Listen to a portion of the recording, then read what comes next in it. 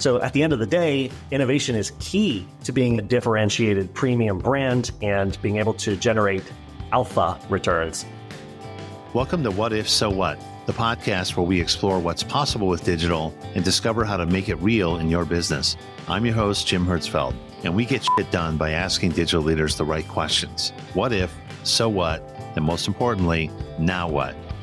Hey everyone, we're here live with Eisaiah Engel, author of The Innovation Casino. Isaiah, welcome to the podcast. Tell us a little bit about yourself, a little bit of your background, and what motivated you to write this book. Hey, good morning, Jim. Thanks for having me here.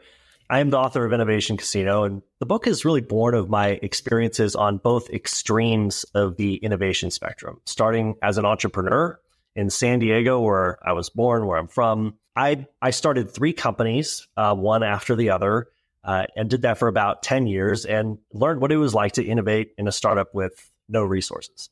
Then I moved to Dallas and then joined a Fortune 500 telecom firm where I innovated there, and I still work there. And I saw the opposite extreme of possibly every resource available in the world, and realized that even with that, there's challenges too, but they're different. And so based on my observations in a startup and in a large telecom firm, I came up with the idea of Innovation Casino to create a way for both startups and large companies to solve innovation problems symbiotically with each other. So that was an interesting answer, a little unexpected, because I thought when you talked about 180-degree differences between companies, I thought you were going to say something like big and slow moving, but you revealed that there's a lot of resources, which is interesting. It kind of reveals a different problem. You know, I think we run into a lot of organizations that are trying to get that, innovation advantage, right? They and some do it really well, and some are really trying to figure it out. But why do you think innovation is so important to organizations and to their customers in the first place? That's a great question, Jim. And I approach this from a marketing perspective because I'm a marketing guy. And as a marketer, what you want to do is build enduring growth. And you do that by getting customers who are willing to pay a premium, who are willing to remain loyal, and who are willing to refer their friends and refer other people. In order to do that, by definition, you have to be unique, because why would they pay a premium if you offer this exact same thing as a bunch of other competitors? Why would they remain loyal if they can get a better price?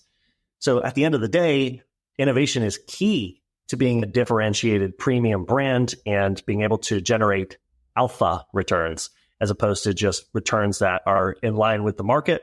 Alpha returns are where you beat the market. And back to my previous question where I talked about the resources, running a company, from my experience, has been very much about taking resources, whether it's investment capital, employees, whatever, and then generating returns with those resources. So if you want to generate alpha returns, and large companies are very much in that game, especially if they're public, you really have to have customers who are willing to pay a premium, refer others, and remain loyal. Right. Well, that's, I think what you're saying is that it's just good business plan, right? Is incorporate an innovation model into the organization. And so why do you think organizations struggle with that? Like, what do you think is holding them back, especially the large ones who are, really maybe sitting on, maybe they're the market leader today, right? Maybe they're just not interested in it, but and they are the leader and they've been there forever and they're in a position of strength. But for the companies that really want to do that, they're already bought into that business case. What's holding them back? Yeah, that's a great question. I think it has to do with human nature. In a startup like my startups, we had no history, no resources, and it was all about making a guess out there, executing your business, and hoping that you beat the odds, hoping that you generate that alpha return and your dreams come true. In a big company, they've already beat the odds. They're already the one in 1,000. I think in my book, Innovation Casino, I actually go through the odds of generating an Inc. 500 company by state, but nationwide, it's 1 in 1,000 companies become an Inc. 5,000 company, which is 20% returns for 3 years, I think it's over 2 million in revenue, and whatever that is, 1 in 1,000 do it. A large company has already beat those odds, so why do you want to gamble that and lose out?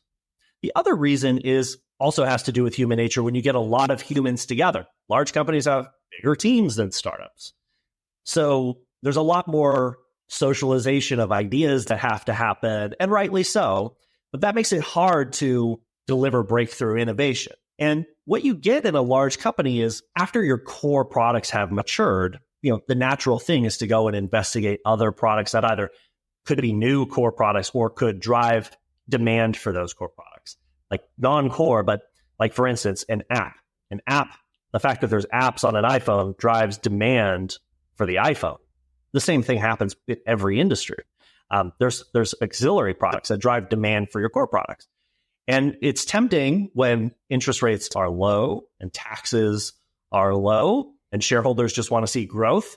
It's tempting to just send internal teams on missions to go and make non-core products. But then what you get is more organizational sprawl. And in a startup, which is the opposite of that, you have the people who can make decisions for the company, the C-suite of that startup. They're more focused in on what that core product is. But in a large company with hundreds and hundreds of products, the C-suite can't get in there and lead the different departments to make big concentrated bets. So you get a lot of people who are trying to go along to get along. You get a lot of people innovating around the edges because no one has the authority to get down in there and say, no, we're going to focus. That's the C-suite, and they can't do it if they're distracted. And that's the reason why larger companies struggle to innovate. I love that. I love that. I mean, the human element, right? And I think we've always said this, in the technology world, we've said it's the biggest problems we've had with projects or products is it's rarely the technology, right? It's the concrete sort of hard stuff. It's, adoption, it's understanding, it's empathy for the customer and getting it right. And so the human element is always the variable. Or it's actually someone a long time ago once said to me, the soft stuff is the hard stuff, right? So that's a great one. So you outline, I think you address this uniquely in your book. You outline an approach that large organizations can take to get around these complexities and these and get around the odds, right? And I love the premise of it, because I think there's traditionally there's just this core either competitive element, or there's some sort of, I had an instructor call this the Moses myth, that there's some figure that's going to come in and just make it happen, right? Part the seas. Yes. So tell us about this approach. How does it work? What's the theme of your approach here? How do we make it happen? Yeah, that's a great question. So what's the way that a large company can focus on innovation without getting bogged down? That was the premise of the book. And what I found was there are two main things.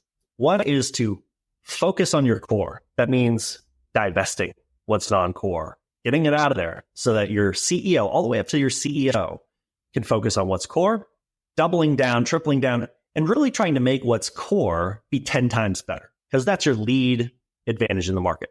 But as you do that, you still have to account for the things that plug in to the core, especially in a software environment. Like, let's just use the most popular example of all time, the iPhone.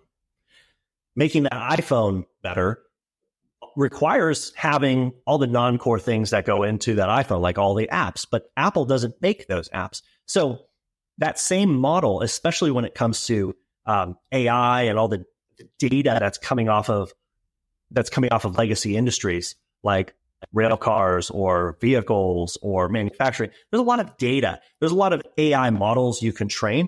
And when it comes to that fits really, really well with the financial model that I laid out in my book, where external developers could be building those on top of your core product. So if you're a car manufacturer and you want people to be able to use the data coming off of their cars, instead of standing up an internal team to build a software app, no, make your car and your platform 10 times better and open that up to external parties.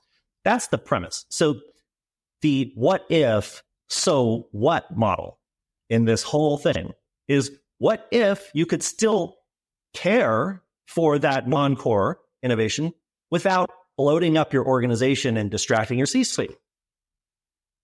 So what you would do that with what I've laid out in the innovation casino, which is taking everything that is non-core and funding it with external companies to go and build those things. And to prove this out to the CFO, I modeled in my book the odds. I took the outside view and I looked at the odds of generating returns from investments in non-core innovation and found that it works a lot like a casino. In a casino, you have two sides of the coin. You have a player and you have the house. A player walks in with limited time and limited money, and they make a few concentrated bets in hopes that they'll be the one in a million, that they will put down $1 and walk out with $1 million. That's the odds of the startup entrepreneur, but it's also the odds of traditional venture capital, because a startup entrepreneur makes one company, venture capital invests in 20 companies. If you look at the odds of venture capital, it's very much just investing in 20 companies when it's 1 in 1,000 average US that are going to become at least an Inc. 5000 company. When it's 1 in 1,000, the odds of generating that are just, you might as well be walking into a casino.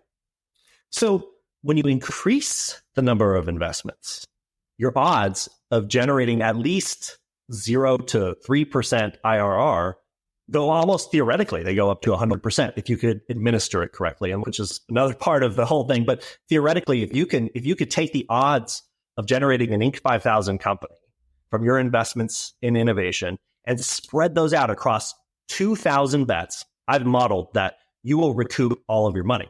But so what? Like, who wants to do that? Like, you're not in business to just recoup your money. It's not, an interest-free loan.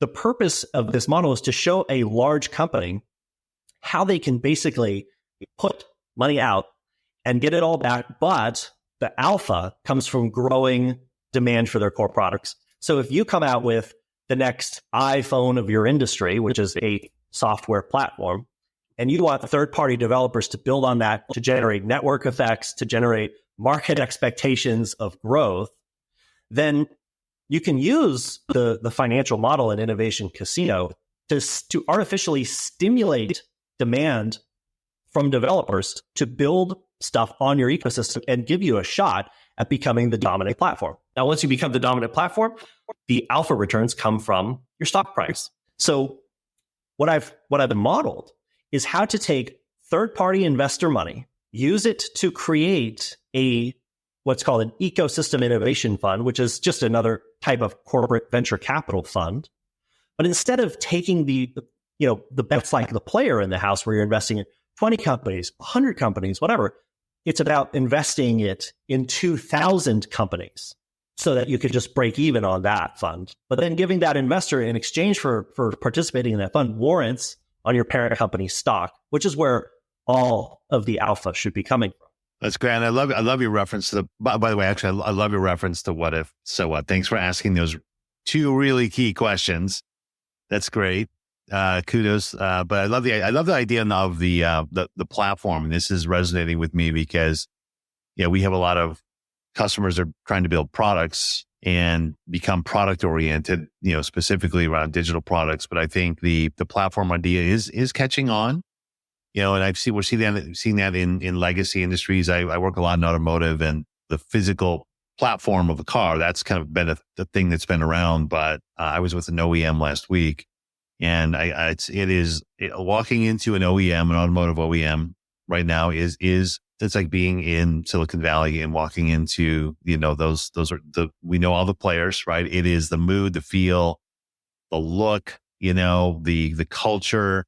That's definitely catching on, but I love that you've added on to that. And I think that that marriage is really critical. I love the challenge that you put out there in the book. So one of the things, we love to ask one final question, what if, so what, but now what? So what can some of our listeners do about this right now after they read your book? Well, step number one is to figure out what's core to your business. In a world like the last decade with low interest rates, low taxes, companies had the luxury to dabble around in all sorts of non-core things and invest their retained earnings, or the income that would have been retained earnings, into growth. But now that interest rates are higher and investors they could just put their money in the bank and generate returns, there's going to be more questions about what are you doing with our money? And to survive in this world, companies need to slim down. They need to cut expenses out of their business, and they need to focus on what they have the right to produce, which is their core products. The market, when I mean the right, it's like, what do customers really think that you're going to build for them? And that's your core products. And if that's not good enough, and that's, the core products aren't going to cut it, then a company needs to figure out what's going to be the new core product or core products and go all in on that and not worry about these non-core things that are generating demand. So that's the first step to take. That's a C-suite question. And I think that's a question that's going on right now in a lot of boards. Okay, so once you have that cared for, then you have to figure out, what do you do with all the other great ideas that are not core?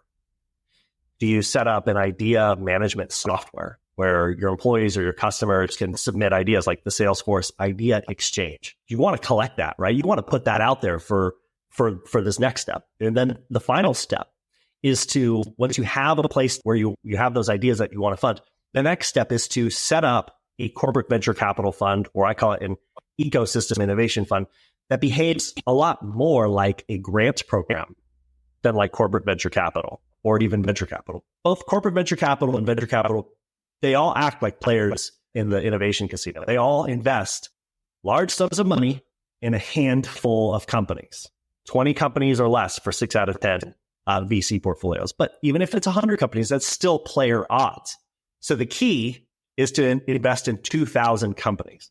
So if you're in an industry like automotive, like telecom, there are a lot of larger companies that are within your supply chain that you can pool with. So the idea is, when you set up an ecosystem innovation fund, you create rules, sort of like a government grant, like a SBIR grant, Small Business Innovation Research Grant. It's one of the most successful grant programs around. It's been around since the 80s. It's spawned things like 23andMe, Qualcomm, and they make investments right now. It's about up to $300K they give to startups. So not $1 million, it's $300K. And it's all about checking the boxes of innovation criteria. Well, if you took that approach, but then applied it to venture capital where you're recouping your money, because it's not a grant, you're recouping your money, hopefully, with returns, you could fuse those ideas together to create rules that you and your large suppliers and distributors share. And in doing so, you only have to make 100 investments each and pool half of each investment with 20 other large firms to get to 2,000 investments. So setting up those rules, pooling them with and you're seeing stuff like this start to happen in telecom with like one of those large suppliers, I won't name them, set up a telecom 5G innovation fund. They have carriers on there. They have equipment providers on there. Then they have like downstream software companies on there. But what if you could pool those investments together to get to 2,000? That's how you implement this approach. Right. Pretty radical. Isaiah, I think it's you've done the homework. I think you've built the models. I think you've looked at the history. I think it's intriguing. It's an innovation on innovation. Let's put it that way. There you go. Yeah. It's very, very, very meta. Isaiah, this is a great conversation. Thank you for coming on the show and taking the time today to explain it. There's a lot more in the book, Innovation Casino, and I look forward to talking to you guys again. Thanks, Jim. It was great to be here. You've been listening to What If, So What, a digital strategy podcast from Perficient with Jim Hertzfeld. We want to thank our Perficient colleagues J.D. Norman and Rick Bauer for our music. Subscribe to the podcast and don't miss a single episode. You can find this season along with show notes at perficient.com. Thanks for listening.